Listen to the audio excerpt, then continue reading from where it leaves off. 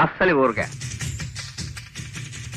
Seafood, vegetable, paneer, everything it can. But originally, the steam momo is this.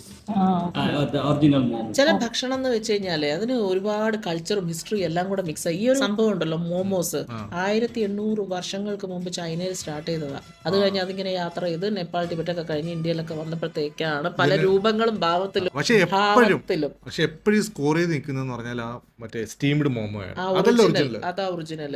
Steamed food എപ്പോഴും കഴിക്കാം, snacks ആയിട്ടും അല്ലാതെ എപ്പോഴും കഴിക്കാം. ഞങ്ങൾ ഇത് ടേസ്റ്റ് ചെയ്തത് ഇവിടുത്തെ ഗോബ്രയിലെ മോമോ കിങ്ങിലാണ്. 4 തരം വെറൈറ്റി നമ്മൾ എടുത്തു അല്ലേ. പുഴുങ്ങിയത്, പൊരിച്ചത്, പിന്നെ തവയിൽ ഫ്രൈ ചെയ്തത്, പിന്നെ ഒരു ചൈനീസ് മസാലക്കകത്ത്, പിന്നെ അവര് ഈ മോമോസ് ചിക്കൻ വേവിച്ച വെള്ളത്തിൽ തന്നെ ആ സൂപ്പിൽ തന്നെ മോമോസ് ഇട്ട് തരുന്നത്. അപ്പൊ മോമോസ് വിത്ത് സൂപ്പ്, മോമോസ് കഴിക്കുന്നു, അതിന്റെ കൂടെ ഇത്തിരി സൂപ്പ് കൂടെ കുടിക്കുമ്പോഴത്തേക്ക് വേറൊരു ടേസ്റ്റ്. അതുപോലെ ഇതിന് ഡിപ്സ് ഉണ്ട്. അപ്പൊ നമുക്ക് എരിവ് വേണമെങ്കിൽ എരിവിടാം. അതൊക്കെ നമുക്ക് ആവശ്യത്തിന് ആഡ് ചെയ്യാം. അതൊക്കെയാണ് അതിന്റെ ഒരു ഗുണം തോന്നുന്നു.